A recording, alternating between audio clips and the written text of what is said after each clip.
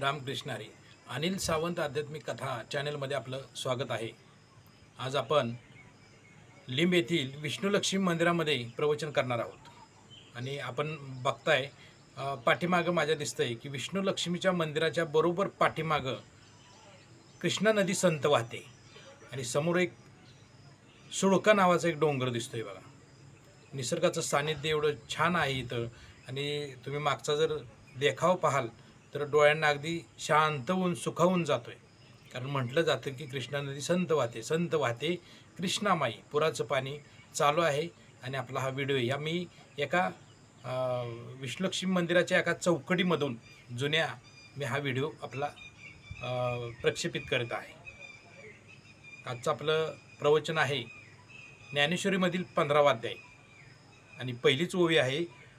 आता हृदय आपले चौपाळुनिया भले वरी बैसवू पावले श्री गुरूंची. माऊली म्हणतायत की माऊलींनी काय केलेले आहे तर प्रत्येक अध्यायामध्ये एक रहस्यमय अध्याय आहेत.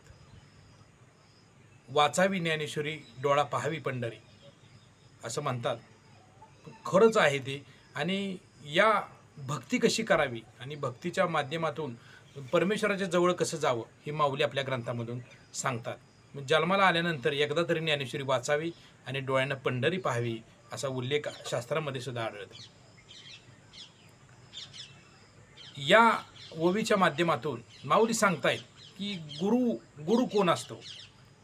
गुरुसारखा असता पाठीराखा इतरांचा लेखा कोण वाहे. की गुरु पाहिजे प्रत्येकाला.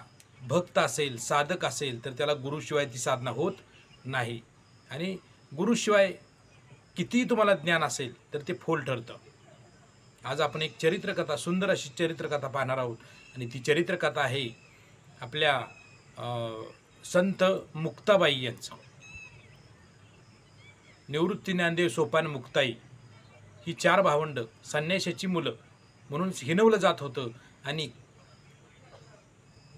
यांना काय झालं होतं तर सगळ्यांनी देहदंड दिला होता आईवडिलांना, सगळ्या आळंदीकरांनी. आणि इथं झालं होतं असं की मुलं काय झाली ती वाईट टाकली होती, त्यामुळे इकडं तिकडं फिरत होती. फिरत जात असताना अहमदनगर जिल्ह्यामधील पुणतांबे नावाचं गाव आहे. ही 4ही भावंड फिरत असताना त्यांना तिथं एक वेगळा प्रकार पाहायला मिळाला. तर एक संन्यासी होता तिथं. आणि तिथं काय झालं होतं तर 100 अशी ओळीनं प्रेतं ठेवली होती. आणि ती बरोबर आणणारी माणसं आहेत ती वाट पाहत होती की आतील संन्यासीची जाग यावी आणि त्याची कृपादृष्टी यांच्यावर पडली तर ह्यांना जिवंत पण लाभणार आहे.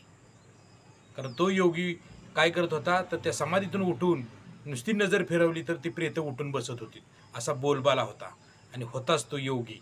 आणि तो किती वर्षाचा होता म्हणाल 5, 50, 100 असा नाही तर 1400 वर्षाचा हा योगी होता. आणि या योग्याचं नाव होतं संत चांगदेव. चांगदेव महाराज काय करायचे दर 100 वर्ष व्हायला आले 99 वर्ष झाले की 100व्या वर्षी तपश्चर्याला बसायचे. 1 वर्षभर तपश्चर्याला बसायचे, समाधीस्थ व्हायचे आणि काळाला सुद्धा पुढे ढकलायचे. एवढी ताकद योग बळाने त्यांनी मिळवली होती. दर 100 वर्षाला ते काय करत होते आपला मृत्यू पुढे ढकलत होते. अशी 1400 वर्षाचे चांगदेव होते. मात्र समाधीतून बाहेर आल्यानंतर ज्याच्यावर ते दृष्टी टाकतील तर तिथं जिवंतपणा यायचा. म्हणून माणसं काय करायची तर ती प्रेतं आणून ठेवायची आणि ती प्रेतं उठून बसायची, चालू लागायची. इतका बोलबाला त्या चांगदेवांचा होता. छोट्याशा मुक्ताईनं निवृत्तीदादांना विचारलं, दादा हा काय प्रकार आहे म्हणली. इथं सगळी प्रेतं आहेत. तर निवृत्तीदादांनी हा प्रकार सांगितला की हा जो संन्यासी आत आहे चांगदेव त्यानं नजर फिरवली की प्रेतसुद्धा उठून बसतात. एवढी ताकद ह्या योग्याची आहे. आणि हा योगी असं कोण सांगतायत निवृत्तीदादा सांगतायत. छोटीशी चिमुरडी 6.5 वर्षाची चिमुरडी मुक्ताई हसली आणि तिने सांगितलं हेच काय नवल आहे म्हटली. ह्यात मी सुद्धा करू शकते हे म्हणली. त्याला तपश्चर्याला बसायची काय गरज आहे किंवा समाधीस्थ व्हायची काय गरज आहे. आता शेवटी आदिमाया शक्ती ही भावंडसुद्धा देवाचा अवतार आहेत. परंतु काय कर्तृत्व असतं बघा. किंवा कोणतीही साधना न करता बघा मुक्ताईने सांगितलं हे तर मी करू शकते म्हणून तिनं काय केलं तिथं एक हाड पडलं होतं आणि ते कुत्र्याचं हाड होतं. तिनं काय केलं ते हाड घेतलं आणि प्रत्येक अशा प्रेतावरून फिरवत गेली. जसं जसं ते हाड फिरवत जायची तसं तशी प्रेतं उठून चालू लागायची. जवळजवळ 100च्या वर प्रेत असतील ते मुक्ताईने उठवली आणि सगळीकडे जय जयकार झाला त्या मुक्ताईचा. या चारही भावंडांचा जय जयकार झाला. एवढी माणसं बरोबर आली होती, त्यांनी जय जयकार केला की एवढं केवढं सामर्थ्य ह्या लहानशा चिमुरड्या मुलीमध्ये आहे. जय जयकार झाल्यानंतर शेवटी काय झालं, सगळी उठल्यानंतर जे हाड होतं ते सुद्धा तिनं फेकून दिलं. त्या हाडाचं पुन्हा कुत्रं तयार झालं आणि ते कुत्रं पळून गेलं. आणि ती आपली चारही भावंड निवृत्ती दादा, ज्ञानेश्वर माऊली, सोपानदेव आणि मुक्ताई ही चारही भावंड पुढे निघून गेली. बरोबर काही वेळानं ही चांगदेव महाराजांना जाग आली, समाधीतून बाहेर आली. बाहेर येऊन बघतायत नेहमीप्रमाणे तर प्रेत एकही दिसत नाही. शिष्यांना विचारलं काय प्रकार आहे, म्हणले एकही प्रेत नाही, काय प्रकार झाला. त्यांनी शिष्यांनी सांगितलं की अहो 4 भावंड आली होती आणि त्यांनी काय केलं, त्यातून एक छोटीशी मुलगी होती, तिनं काय केलं तर एक हाड घेतलं, कुत्र्याचं हाड होतं आणि त्या हाड फिरवल्याबरोबर सगळी प्रेतं उठून चालू लागली आणि त्यांचा मोठा जय जयकार झाला. आणि शेवटी हाड टाकल्यानं सुद्धा ते कुत्र्यात रूपांतर झालं, कुत्रं जिवंत झालं आणि ती पळून गेलं. असा प्रकार ऐकल्याबरोबर चांगदेवांना जरा आपल्या ह्याचा गर्व होता, आपल्या योगीपणाचा, आपण जिवंत करतोय माणसं याचा एक गर्व होता. तर थोडक्यात जरा त्यांना हे वाटलं की कोण आहेत ही मुलं, की माझ्याशिवाय कोणीही उठवू शकत नाही आणि ही मुलं कोण आहेत. म्हणून त्यांनी अंतर्ज्ञानानं शोध घेतला असता आळंदीतील ही 4 मुलं निवृत्तीदादा, ज्ञानेश्वर माऊली, सोपानदेव आणि मुक्ताई ही 4 मुलं असली त्यांना आढळलं. म्हणले यांना भेटल्याशिवाय राहायचं नाही आपण, कारण काय की आपल्यापेक्षा यांची विद्या मोठी आहे. आपण एवढं योगावर सगळं करतोय, तपावर करतोय, परंतु ह्या भावंडाकडे अशी काही ताकद आहे ह्या मुलांकडं. म्हणून त्यांनी काय केलं, शिष्याला बोलावलं आणि पत्र लिहा म्हणले. परंतु पहिल्या काळी पत्र लिहिली जायची, मायना लिहिला जायचा. मोठ्या माणसांना आदराचा एक मायना असायचा, तीर्थरूप असायचा आणि छोट्या मुलांना काय बाबा चिरंजीव, पुत्रवत असं काहीतरी मायने होते. तर ते आता कोणता मायना लिहावा हेच कळत नव्हतं. चांगदेव महाराजांना कळलं की आता मायना कुठला लिहावा, कारण अधिकार बघितला तर ह्यांचा अधिकार मोठा आहे, आपल्यापेक्षा पण अधिकार मोठा आहे आणि ही लहान मुलं आहेत, यांना काय लिहावं. म्हणून त्यानं मायना कोरा लिहिला आणि फक्त एकच वाक्य लिहिलं की मी भेटीस येत आहे. शिष्य पळत सुटला, आळंदीमध्ये आला शिष्य आणि त्याने सांगितलं की चांगदेव महाराज भेटीसाठी येत आहेत. ते मुक्ताईच्या हातात पत्र पडल्यानंतर मुक्ताईनं वाचलं आणि निवृत्तीदादांना म्हणले, दादा हा चांगदेव तर म्हणली कोराच आहे, 1400 वर्ष तपश्चर्या केली म्हणतो, परंतु हा अजून कोराच आहे. निवृत्तीदादा हसले, ज्ञानेश्वर माऊली हसले आणि त्यांनी सांगितलं आता काय करायचं ह्याच्यावर, काय आता उत्तर द्यायचं. काय नाही म्हणले, आपण सुद्धा भेटीला जायचं माऊली म्हणले. त्यांनी आणखीन एक परत शिष्य एक पळत आला आणि त्यांनी सांगितलं चांगदेव महाराज येत आहेत, चांगदेव महाराज येत आहेत. मोठा ढोल ताशे करणे, शिंग तुताऱ्या वाजवत वाजवत हे आलेले आहेत आणि ह्यांची अवस्था कशी बघाल तर योगाच्या जीवावर, योगाच्या बळावर ह्यांनी काय केलं होतं, हिंस्त्र श्वापद, वाघ सिंह यांच्यासारखी आपल्या काय की आदिन केलेली होती, वाघावर बसलेले होते आणि सर्पाचा आसूड केला होता त्यांनी आणि मोठ्या तोला मोलात हे चालले होते, गर्वामध्ये चालले होते की मी ह्या क्षुल्लक 4 भावंडांना, या मुलांना भेटायला चाललोय मी, माझा हा प्रकार बघितल्यानंतर ती काय म्हणतील बघा. म्हणजे एवढा गर्वानं फुगलेला होता आणि सगळीकडे लोटांगण घालत होती, सगळी जत्रा जमली होती, सगळी आळंदीत सगळी जमा झाली होती, गर्दी झाली होती. एवढा मोठा म्हणजे 1400 वर्षाचा चांगदेव येतोय, महाराज येत आहेत म्हणून सगळी लोटांगण घालतायत माणसं, केवढा मोठा जय जयकार करत आलेले आहेत. आणि ही बातमी कळली कोणाला, माऊलींना. ही 4 भावंड बसली होती एका भिंतीवर. त्यापूर्वी एकदा मुक्ताईनं काय केलं होतं तर दादाला विचारलं होतं, दादा असंच आपण एकदा भिंतीसहित वर उडायला पाहिजे आपण आकाशामध्ये, की इच्छा व्यक्त केली होती की आकाशामध्ये अशीच भिंत उडाली तर किती बरं होईल. आणि तीच इच्छा आता सफळ होणार होती. माऊलींनी सांगितलं की चांगले येत आहेत, कशावर, वाघावर येत आहेत, आता सर्पाचा आसूड आहे. म्हणले काय केली त्यांनी विनवणी. आता बघा, ज्ञानीयाची भिंत अंगे ओढी असा एक उल्लेख आहे. ही कुणी ओढली, पांडुरंगानं प्रत्यक्ष ज्ञानदेवांची भिंत ओढ लागलेली किंवा ढकललेली, त्यांनी अशी वर उचललेली.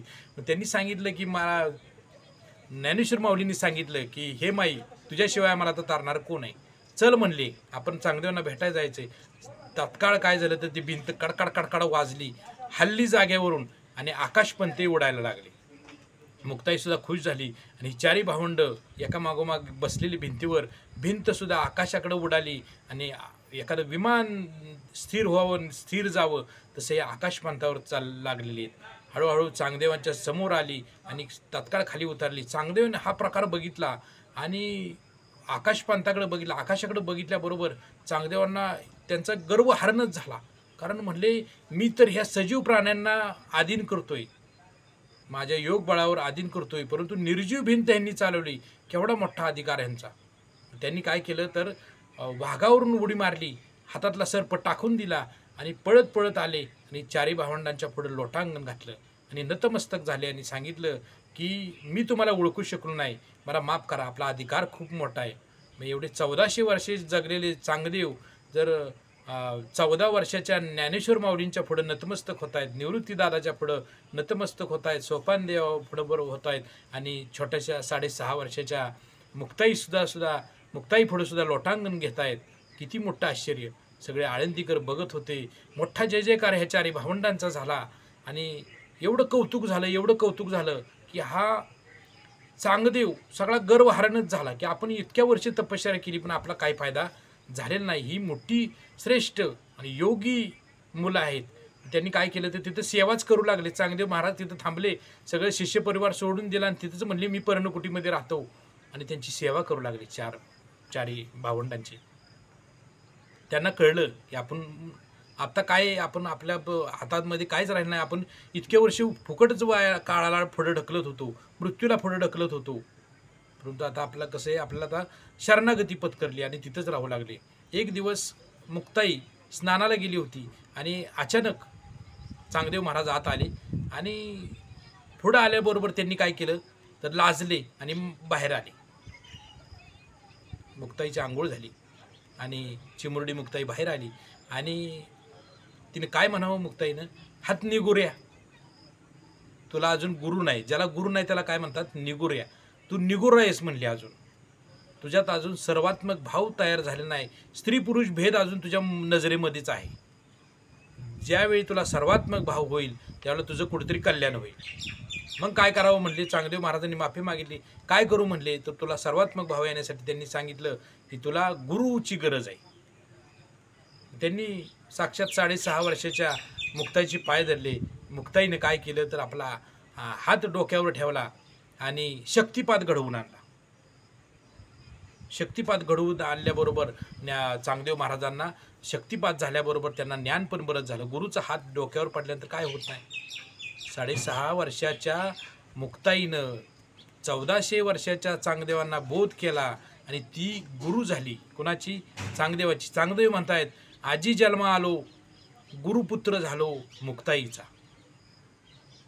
एवढ्या या भावंडांची सुद्धा कीर्ती एवढी मोठी की त्याची गणनाच कोणी करू शकत नाही, तुलना कोणीही करू शकत नाही. अशी संत श्रेष्ठ असणारे ज्ञानेश्वर माऊली आहेत, निवृत्तीदादा आहेत, सोपानदेव आहेत, मुक्ताई आहे. या चरित्रकथेच्या माध्यमातून भक्ती कशी करावी आणि भक्ती कशी असते, भक्तीचा पसारा करू नये कोणी, किंवा भक्ती दाखवून केली जात नाही. भक्ती जी दाखवली जाते ती भक्तीच नसते. मुठीमध्ये बंद अशी गुप्त भक्ती करायला पाहिजे, तरच आपला कलियुगामध्ये आपला टिकावं लागणार आहे. आणि याच्याबरोबर काय पाहिजे तर नामस्मरण पाहिजे आणि गुरुसुद्धा पाहिजे. नामस्मरणसुद्धा पाहिजे, गुरुशी एकनिष्ठ राहिलं पाहिजे, तर आपल्या ह्या कलियुगामध्ये आपण तरुण जाणार आहोत. म्हणून नाम श्रेष्ठ आहे. नाम घेत घेत गुरुचं असतील गुरु नसतील गुरु, पण गुरु योग्य वेळेला भेटतातच. आपला उचित काळ आला की नामस्मरणाच्या माध्यमातून आपोआप भेटे, असं शास्त्रामध्ये सांगितलं आहे. गुरुचरणी ठेविता भावा आपोआप भेटे देव. गुरु जरी नाही भेटला तरी भगवंतसुद्धा आपल्याला काय करतो, आपणची देव होय गुरु. जर ज्याला गुरु नसेल नामस्मरणाच्या माध्यमातून भगवंतच त्याचा गुरु होतो.